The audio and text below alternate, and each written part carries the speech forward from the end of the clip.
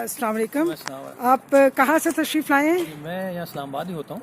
जी जी, आपका इसमें ग्रामी क्या है? मैं रिटायर हूँ as a deputy chief engineer. अच्छा। और मैंने यहाँ पे जो है वो VSS के तहत 2008 में जी जी इन्होंने ऑफर की थी जी जी स्कीम, तो उसके तहत मैंने जो है वो VSS ले लिया था, वॉलंटरी सेपरेशन फ्राम सर्विसेज।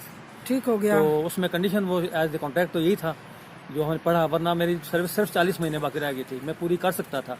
लेकिन उस वक्त इन्होंने ऑफर किया कि जी हम ऐसा करेंगे कि आपको पेंशन भी मिलेगी, हर चीज़ मिलेगी, जो 40 महीने के बाद आपको मिलना है वो अभी मिल जाएगा। मैंने कैलकुलेट किया कि जो 40 महीने के बाद मिलना था वो मुझे मिल जाए, तो why not I should go for the VSS। तो उसमें हमने इसमें रिलीफ भी देना था इनको, ताकि नए बच्चे आएँ और नए साथी आएँ।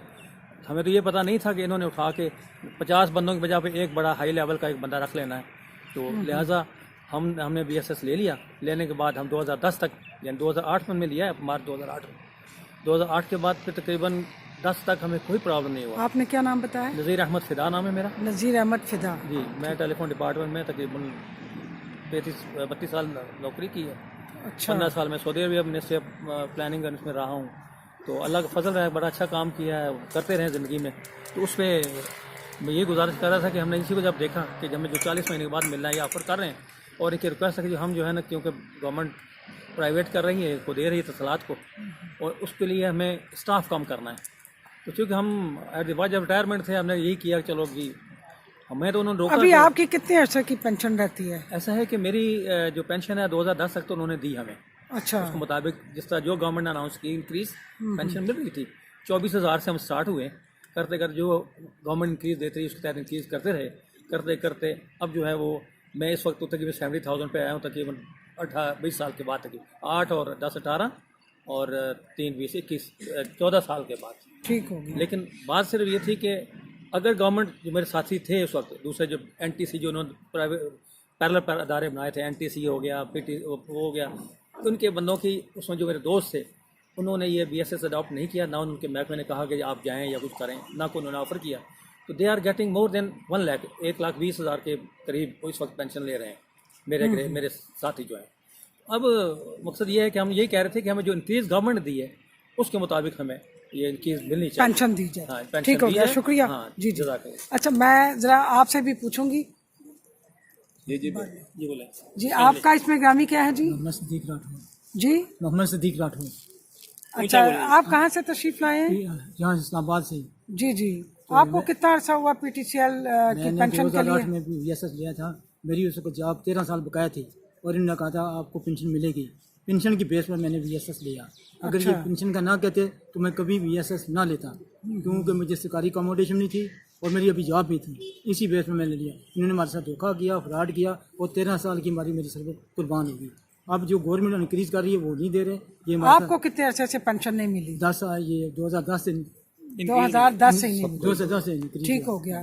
तो आप ये फरमाइएगा कि आज जो चेयरपर्सन ने फैसला दिया है, जी जी, उससे आप मुत्तफिक हैं? उससे मुझे बहुत कोशिश। जी, आप बताएंगे। आप पिछली दफ़ा भी हमारे साथ थे और आपने बड़ी तफसील से बताया था, लेकिन फिर भी मैं आज पूछना चाहूँगी कि चूँकि आपके साथ आज ये हमारे बुजुर्ग साथी भी आए हैं, और एक जी बात जी जी प्लीज़ एक प्लीज़। बात कहता हूँ। इन्होंने हमारे एग्रीमेंट में ये लिखा था कि आप सिविल सर्वेंट हैं, ये डिक्लेयर किया था जी कि जी। आप सिविल सर्वेंट हैं और सिविल सर्वेंट को पेंशन मिलती है। PTCL ने डिक्लेयर किया था, राइट। ठीक हो गया। तो इस तरह है कि आप हमारे साथ चूँकि पिछली दफ़ा भी थे, तो आपने हमें बहुत सारी चीज़ें बताई थी। तो आप बताएं कि आज की कमेटी में जितने मामलात हुए, और क्या आप उससे मुत्तफिक हैं जो चेयरपर्सन साहिबा ने फ़ैसला दिया था, या ये कि उन्होंने फौरी तौर पे परसों कमेटी तलब कर लिया, जबकि सेनेटर रहमान मलिक और रुखसाना ज़ुबैरी साहिबा ये कह रही थी कि आज ही इस पे फ़ैसला हो जाना चाहिए। तो आप इस हवाले से क्या कहेंगी? मेरा नाम शिराज है, जी जी। इस्लामाबाद में मेरी रहायश है। आज जो कैमा कमेटी की मीटिंग शुरू हुई है उसमें IT सबसे की। पहले ITT जी जी उस मीटिंग में सबसे पहले चेयरपर्सन रुबीना खालिद साहबा ने पूछा कि बोर्ड के मेंबर्स किधर हैं। जी जी। तो कहते हैं जी आज PTCL बोर्ड की मीटिंग है, इस वजह से नहीं आई। और उन्होंने कहा MD PTET किधर है, कहते हैं जी उनको कोरोना हुआ है। तो उन्होंने कहा कि PTET की तरफ से कौन पेश हुआ है, तो उन्होंने कहा जी वो GM PTET है। जीएमपीटीटी को कहा कि फौरी तौर पे उनकी जो है ना कोरोना की रिपोर्ट लेकर आए। वो तकरीबन मीटिंग में आधा घंटा मीटिंग से बाहर रहे, उसके बाद आए तो कहते हैं जी वो बात हो गई है तो रिपोर्ट आ रही है।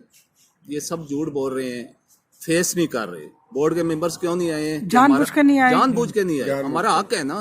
देखें 40,000 पेंशनर्स हैं जी जी। इसमें 10,000 से ज्यादा विडोज हैं। कितनी है? 10,000 से ज्यादा विडोज हैं। अच्छा। और इस महंगाई के दौर में वो विडोज 8,000, 7,000, 6,000, 10,000 पेंशन ले रहे हैं। आप मुझे बताएं, बिजली का बिल खाली 10-10 हजार आ रहा है और उनकी पेंशन 8,000 है।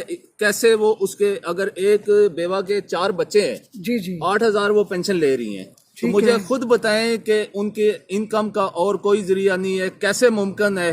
वो फिर क्यों नहीं खुदकुशियां करेंगी?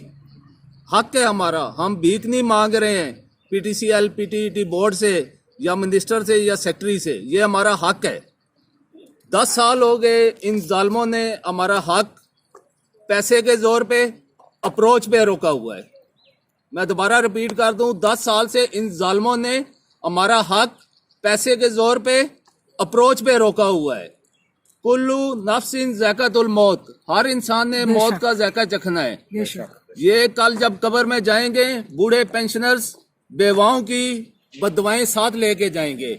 वहां पे ना पैसा चलेगा ना अप्रोच चलेगी। वहां पे मेरिट पे फैसला होगा और इनको हिसाब वहां देना पड़ेगा। जी जी। मैं हैरान हूं कि सुप्रीम कोर्ट ऑफ पाकिस्तान ने डिसीजन दिया हुआ है 2015 में, सेनेट ऑफ पाकिस्तान ने रेजोल्यूशन पास हुई है।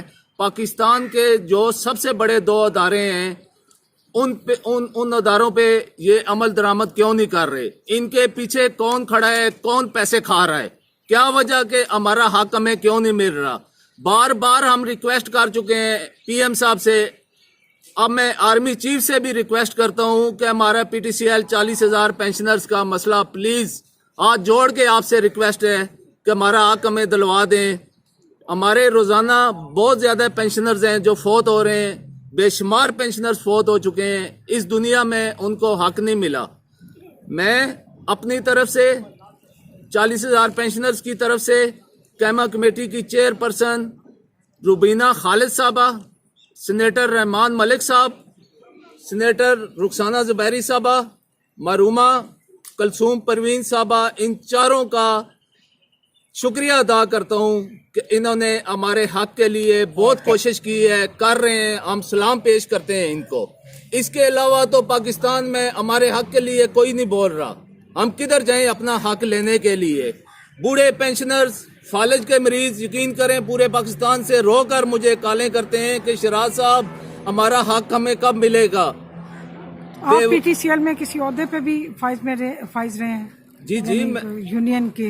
जी मैं यूनियन में भी रहा हूँ। अच्छा, यूनियन में आप क्या रहे हैं? मैं पीटीसीएल एम्प्लॉइज यूनियन सीबीए में regional secretary sports and welfare था। ठीक है। और अल्लाह का शुक्र है कि मेरे आईटीआर रीजन में मेरे बारे में जाके पूछें कि मैंने मजलूमों के साथ खड़े होकर उनको हक दिलवाया है। तो मेरी आर्मी चीफ साहब, पीएम साहब से रिक्वेस्ट है कि हमारा हक हमें दिलवा दे। चीफ जस्टिस साहब, हमारी कंडेम्ड आपके पास 1 साल हो गया पेंडिंग पड़ी हुई है और आपने ऑर्डर किए थे कि 2 हफ्ते बाद आफ्टर वेकेशन केस लगेगा, लेकिन अभी तक नहीं लगा। हमारा केस फौरी तौर पे लगाया जाए। 40,000 पेंशनर्स का अभी तक पेमेंट सिर्फ 342 को हुई है। ये 342 नहीं है, 40,000 से ज्यादा पेंशनर्स हैं जो पेंशन ले रहे हैं और ये उनका हक है, हक उनका दिलवाया जाए। बहुत शुक्रिया। अच्छा, बहुत शुक्रिया जी। ठीक है, thank you very much ji.